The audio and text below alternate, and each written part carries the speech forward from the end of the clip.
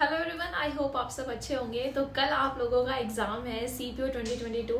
काफ़ी लोगों को इस एग्ज़ाम को देने की बहुत एक्साइटमेंट होगी, कुछ लोग नर्वस भी होंगे कि पता नहीं एग्ज़ाम कैसा आएगा। तो लास्ट मोमेंट पे आपको किन बातों का ध्यान रखना है, किस एटीट्यूड से आपको अपना एग्ज़ाम अटेम्प्ट करना है, वही सारी चीज़ें हम इस वीडियो में डिस्कस करने वाले हैं। And in case you don't know about me, तो मेरा सिलेक्शन हुआ है SSC CPO 2020 के थ्रू दिल्ली पुलिस में, and I got an all India rank 47 और 15 नवंबर को ज्वाइनिंग है and I am excited for that. तो सबसे पहली चीज़ काफ़ी कॉमन कि आप लोगों को अपने एडमिट कार्ड्स निकाल लेने होंगे पहले ही, अगर नहीं निकाले अभी तक भी तो I don't know if you are serious about your exam. तो एडमिट कार्ड्स निकालो और ध्यान रखना कि आपको shoes, belts, chains, rings, earrings और कड़े, धागा, किसी भी तरीके की चीज़ आपको पहन के नहीं जानी है, वो सब आपको निकालनी पड़ेगी। तो पहले ही घर से ही आप इन सब चीज़ों को निकाल के जाना, और इसके बाद आपको अपना कोई पेन नहीं लेके जाना है, वहीं पर आपको पेन दिया जाएगा। शूज़ भी मत पहनना, क्योंकि शूज़ उतरवाएंगे, सॉक्स उतरवाएंगे, चेक करेंगे, फालतू में थोड़ा टाइम लगेगा उसमें, तो इट्स बेटर कि आप एकदम स्लीपर में चले जाओ।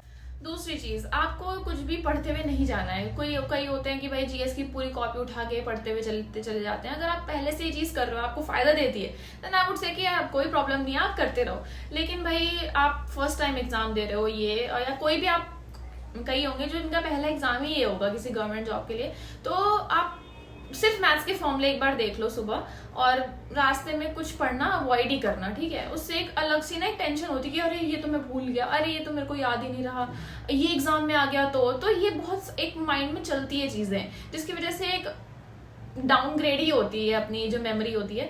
तो आई वुड से कि आप उस चीज को अवॉइड करो। थर्ड चीज, आप बिल्कुल एग्जाम के निक ऑफ द टाइम पे मत पहुंचना।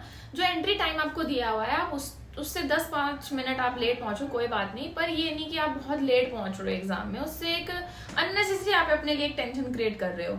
तो और एग्जाम में आप एंट्री कर लो, बिल्कुल एंट्री क्लोजिंग टाइम पर भी एंट्री मत करना, क्योंकि बहुत सारे बच्चे होते हैं जो उसी टाइम एंट्री लेते हैं। तो आपके पास थोड़ा सा एक्स्ट्रा टाइम होना चाहिए, क्योंकि अंदर बायोमेट्रिक होगा, अटेंडेंस होगी, आपकी सिग्नेचर वगैरह बहुत सारी चीजें होती हैं।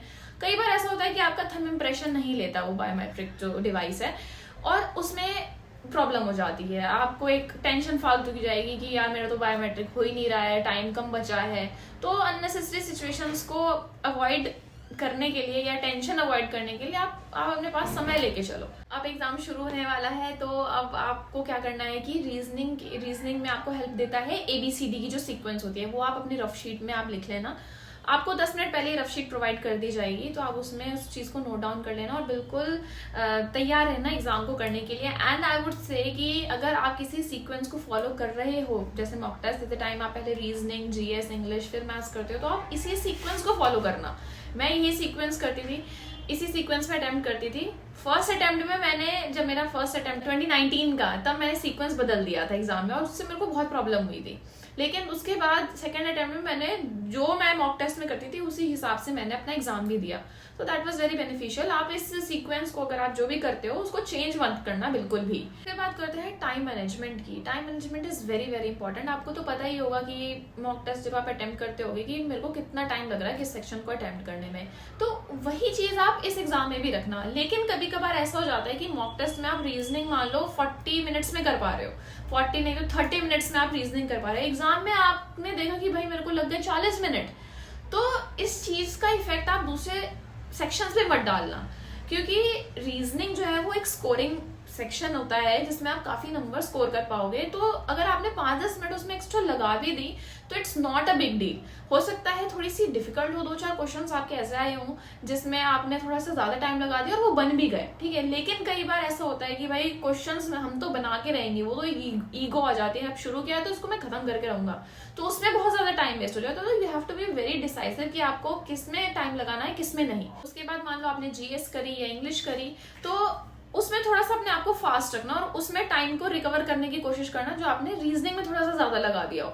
GS में इतना ज्यादा सोचने की जरूरत नहीं होती है, पता होता है तो पता होता है, नहीं पता होता नहीं पता होता है, तुक्के मारने की ज्यादा जरूरत नहीं है। पर हाँ, अगर आपको लग रहा है कि इन दोनों में से ही कोई होगा, वहां आप तुक्का लगा सकते हो। उसके बाद इंग्लिश भी इसी तरीके से अटेम्प्ट करना। पैसेज मैं ये सजेस्ट करूंगी कि आप उसी टाइम अटेम्प्ट कर दो, लास्ट के लिए मत छोड़ना कि भाई पैसेज कॉम्प्रिहेंशन मैं बाद में करूंगा। अगर मान लो आपके पास बाद में टाइम नहीं रहा, फिर पैसेज तो, क्योंकि ऐसा होता है कि नंबर आ ही जाएंगे आपके उसमें 5-10 मार्क्स तो आप उसमें गेन कर ही सकते हो।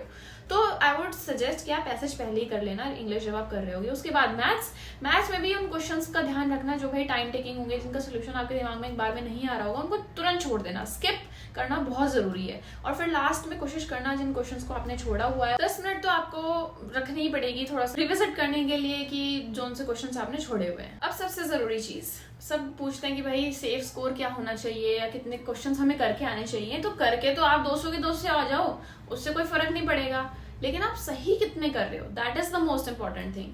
ठीक है, तुक्के लगा के आप कितने ही नंबर बढ़ा लोगे अपने, कुछ नहीं नंबर बढ़ते हैं, कम ही हो जाते हैं बल्कि। ठीक है, तो उससे कुछ फायदा नहीं है। अगर हम बात करें कि भाई कट ऑफ कितनी जाएगी, कट ऑफ तो मेरे हिसाब से तो कम ही जाएगी, जितनी 2019 में गई थी उसके अराउंड ही कुछ कट ऑफ रहने वाली है। तो कट ऑफ पार करके भी क्या करोगे आप। ठीक है, नंबर तो ज्यादा होने चाहिए किसी भी पोस्ट को हासिल करने के लिए, एटलीस्ट 10-20 मार्क्स आपके ऊपर ही होने चाहिए कट ऑफ से, तभी आपको कोई पोस्ट मिल पाती है।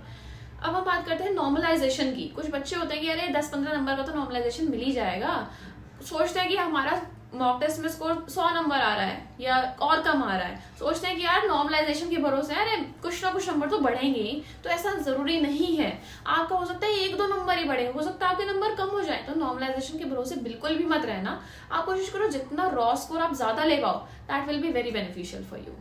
अगर आप ये पूछते हो कि भाई दिल्ली पुलिस के लिए हमारा प्री में क्या स्कोर होना चाहिए, तो मॉक टेस्ट आप देते होगे, उसमें तो आपको पता ही होगा कि आपका क्या स्कोर हो रहा है। तो अगर आपके 140 प्लस बन रहे हैं या एग्जाम में भी आप 140 प्लस जितना पेपर करके आ रहे हो, तो इतने में आपको दिल्ली पुलिस सब इंस्पेक्टर की पोस्ट मिलने के काफी अच्छे चांसेस बन जाते हैं। और सबसे जरूरी चीज, आपको एक बहुत ही पॉजिटिव एटीट्यूड के साथ इस पेपर को देना है। भले ही आपने अपना पूरा सिलेबस कवर नहीं किया है, तब भी आपने कुछ तो पढ़ा ही है ना, तो जितना पढ़ा है उतना तो एग्जाम में आएगा ही। ऐसा तो होगा नहीं कि बिल्कुल ही आउट ऑफ द सिलेबस है, जो चीज आपने नहीं पढ़ी उसी में से ही आ रहा है पेपर। तो आपको बहुत ही एक काम एटीट्यूड के साथ, है ना, हबड़ तबड़ में पेपर नहीं देना है, जल्दबाजी में पेपर नहीं देना है, और ओवर कॉन्फिडेंस के साथ भी पेपर नहीं देना है कि मेरे को तो सब आता है, सब कर दूंगा। और मान लो वहां किसी क्वेश्चन में आप अटक गए, आपके अंदर एक ईगो आ जाएगा, इसको तो मैं बना के रहूंगा, तो वहां आपका बहुत टाइम वेस्ट हो सकता है। ठीक है, तो आप एक नॉर्मल एटीट्यूड के साथ जाओ, आपका पेपर अच्छा होगा, नो डाउट। इसके बाद सबसे जरूरी चीज, अब शिफ्ट 1 का पेपर हुआ, अब मे बी आप वीडियो आप बाद में देख रहे हो, तो अगर मान लो एनालिसिस आना शुरू हो गए होंगे एग्जाम के, तो आप एक मन में एटीट्यूड बना लेते हो या मन में एक माइंडसेट कर लेते हो कि भाई पेपर 1 तो आसान ही आया था, शिफ्ट 1 आसान आई थी, हमारी भी शिफ्ट आसान ही होगी, अरे पेपर तो ऐसे ही आसान आसान आ रहा है। इस माइंडसेट से तो बिल्कुल भी मत जाना, क्योंकि आपने देखा होगा कि HCM का एग्जाम हुआ था, स्टार्टिंग डेज की जो शिफ्ट थी वो बहुत आसान आई थी, सब बोल रहे थे अरे हलवा आ रहा है, पेपर बहुत ईजी है, लेकिन लास्ट के डेज में शिफ्ट हो गई थी बहुत हार्ड। ठीक है, तो एटीट्यूड तो आपका ये था कि भाई आसान होगा पेपर, आ गया हार्ड पेपर, क्या हुआ, एक बहुत ही मन में एक वो हो गया कि यार ये तो वो है ही नहीं जो हम सोच के गए थे, समझ रहे हो।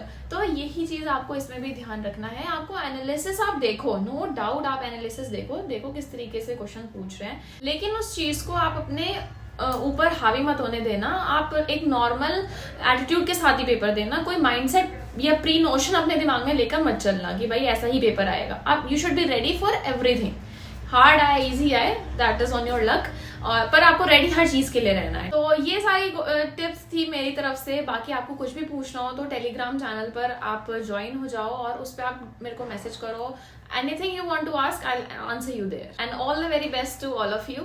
आप अच्छे से अपना पेपर देना एंड आई होप कि आपका पेपर बहुत अच्छा हो। और कमेंट्स में आगे जरूर बताना कि आपने कितने अटेम्प्ट्स किए और आपकी शिफ्ट कैसी थी।